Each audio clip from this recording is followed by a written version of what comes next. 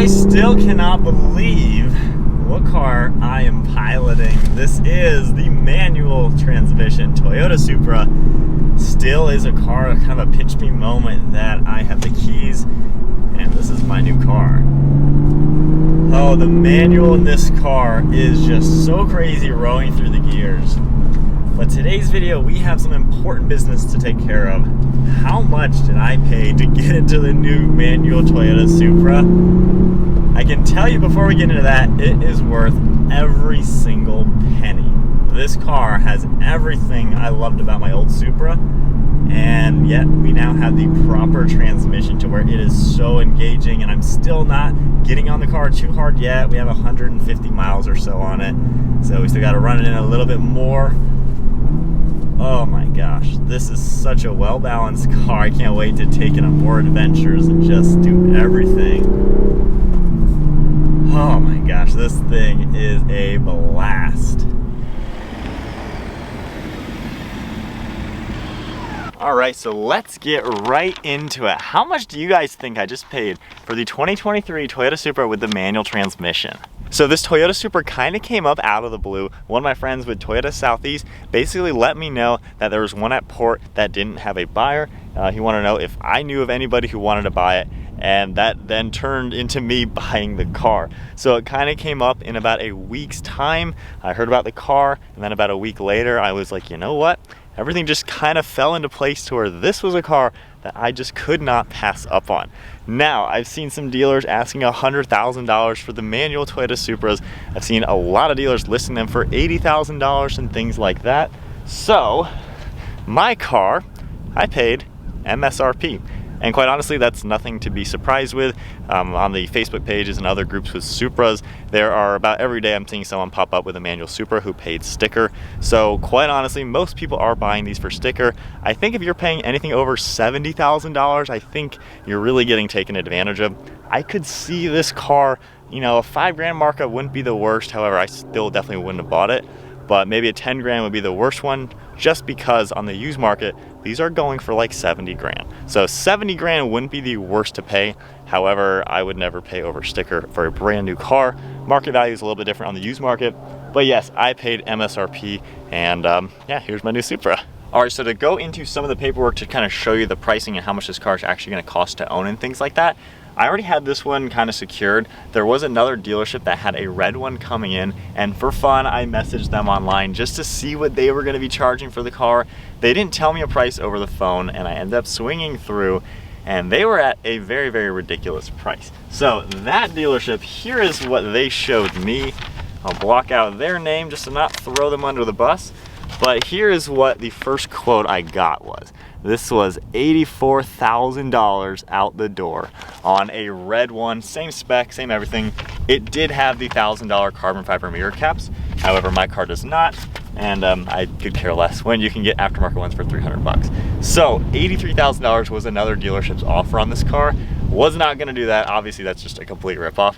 And it was funny, they asked me about, you know, hey, how's that price look? And I told them no, because I have one at sticker coming. The sales manager literally was like blown away that I said that. He literally was like, sticker, are you serious? And I was like, yeah, I have one coming next week for sticker. If you can beat that, I'll buy yours. And needless to say, he said no.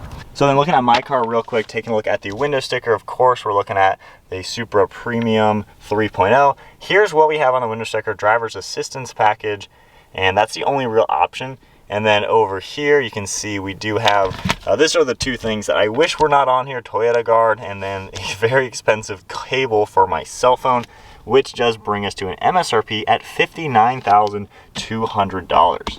And then when we look at the out the door pricing, of course, for everything, so $59,200 is the actual MSRP, $1,797 in taxes, dealer, doc fee, registration, everything.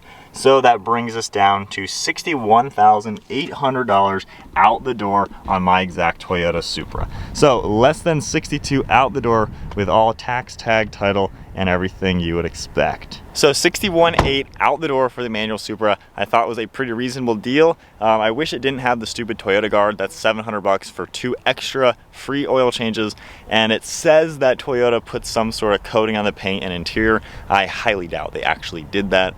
I've worked in the industry before, and most of the time they don't do any of that stuff. And then the $70 phone cables again, complete waste of money for a $5 cable. The car was already at port, the window sticker was already there, so the dealer basically said those are kind of already there. It is what it is. And the fact that I did get it at MSRP, I figured extra $700 for something useless isn't the worst. However, since I've been prepaid now for 4 free oil changes, I'm gonna go ahead and have the oil changed at 1,000 miles, and then at 5,000 I'll have it changed again and do my normal intervals there. So I might as well take advantage of the 4 included oil changes that the car has since I've already paid for them. But other than that, that's the pricing. Now, as far as monthly payment goes, of course that will depend on your credit score, rate, how much you put down, all that stuff. I put $15,000 down on this car, even with an 800 credit score. Unfortunately, rates are ridiculous. My interest rate is over 6%, which sucks. Now, with that said, I'm gonna refinance the car in the next month or so, and it's probably gonna be down into the 4s, which won't be the worst. Now, the payment currently is $795 a month. I'm just rounding it up to $1,000 anyways. That'll help pay a little bit more of the interest down, and then when I refinance it, the payment will be lower, but I'll still stick with the $1,000, and I'll be paying a lot less in interest. So that's the only sucky part right now about buying a new car. Even with fantastic credit and things like that, the rates really suck. There was nothing they could do on this. I know they're making back end on the financing, so I'm gonna let them get their back end. So I'll do 3 payments and then refinance it and save myself a lot of money. But overall, that is the pricing. Insurance on the car is a little more expensive than I thought it was gonna be. It's around $850, a little bit cheaper than my Nissan GTR. My last Supra was like $650. So those have also gone up a little bit in the times. You know, it's really hard to get parts for these cars, and insurance companies know that.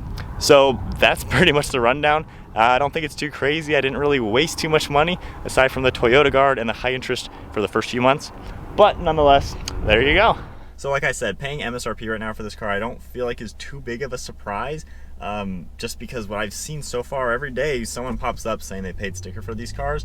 Don't waste your time with a dealer offering you $80,000. I'm tempted to go back to that other dealership with this car, and if that red one is still available, which I'm sure it is, and see if they'd negotiate further, but I highly doubt they're gonna do that. But yeah, sticker for the car as expected, and that was kind of the biggest thing why I bought it.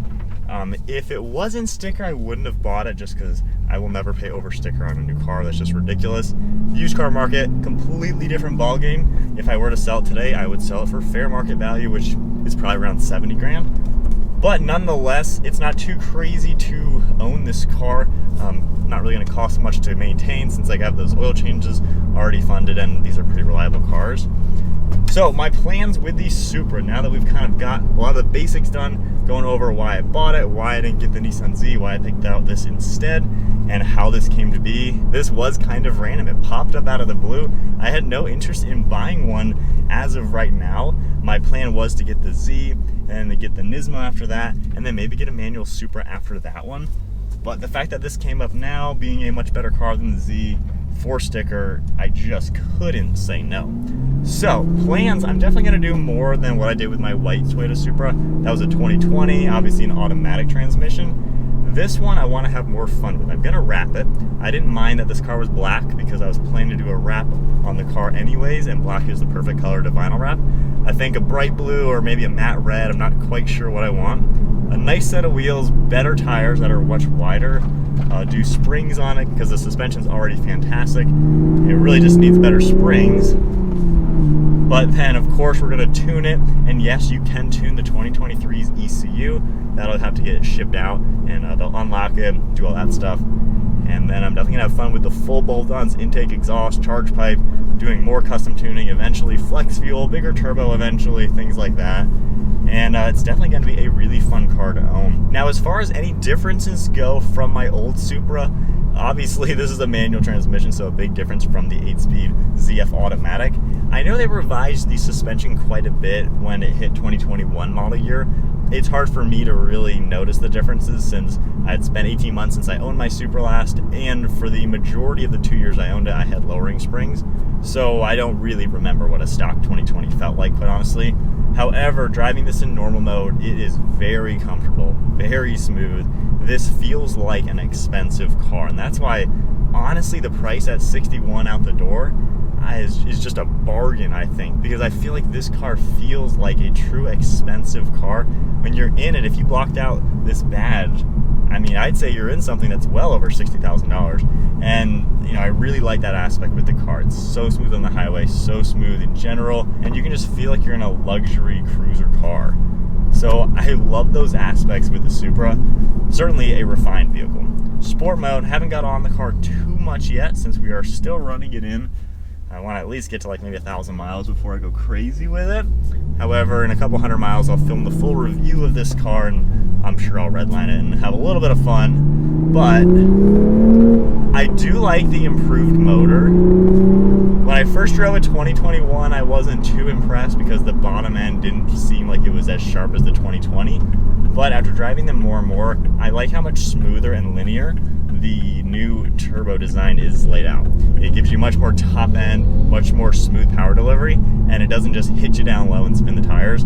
So once this is tuned, hopefully it's still a smoother power delivery than the old car. But overall, it is a really nice car, and the manual is fantastic. I thought this was going to be just a BMW manual transmission, kind of rubbery feeling, still a good transmission, but a little rubbery. It's so notchy, it doesn't feel like that at all. And from what I've learned, basically Toyota took the BMW manual and revised it heavily. This was a transmission in the 4-cylinder Z4 in Europe, and they revised it to work on this engine. So I believe this is the only manual transmission ever fitted to this engine, quite honestly. And it's a really nice transmission to play with. I'm really enjoying it. Rev matching works pretty good. And it just carries its weight. You hit 70 without even stressing the engine, and it just feels so smooth. So it's a fun car already. I'm excited to just dive further into exploring this car, modifying it, and seeing what the best Supra they've ever made has to offer. I'm really excited about it. And yeah, the pricing, when we look at that, just could not pass it up. The Z was going to be like $55,000 out the door, so this was $6,000 more, which for what you get in this car, so well worth every penny. Gosh, what a car. It's everything my old Supra was, but so much better now that it has this transmission. Oh, that is so tight around a sharp turn. And even going back to the Z a little bit, this car is so well balanced, so tight, it feels like a high-end, premium, expensive car. And honestly, I feel like it is an absolute bargain if you're getting one for sticker. Even if you were to get one at 65 to 70, I feel like that wouldn't be the worst, mainly because today a used one of these would go for around that price point. So if you truly just need to get a Supra, you want one so bad, and it's, you know, whatever you find is the only one you could possibly get anytime soon, if they're at 5 to 10 over, that wouldn't be the worst if you can afford to basically throw that money in the trash. I can't afford to do that. That's ridiculous. I would never do that. However, I could see that. Not many cars I would actually agree with saying you could pay over sticker and not be the worst thing, but I feel like this is a car where a couple grand over wouldn't be the worst. But I think there's enough people buying these at sticker to where offer sticker, if they don't agree to it, just don't buy the car. So I would recommend doing that at least, and just don't fall into the trap of the over sticker stuff. But anyways, that is how much I paid for the Supra, MSRP plus the stupid Toyota Guard. Not the worst thing in the world. And refinancing it will help that ridiculous interest rate, which unfortunately that's what rates are, and I should get a better one by myself through my own bank and everything like that. But anyway, hope you all enjoyed the video. I have a lot more planned for this car. Gonna dive into mods in a little bit and just keep playing with the car. If you enjoyed the video, give it a thumbs up and hit that subscribe button. Stay tuned for plenty more manual Supra content, and I'll see you all in the next video.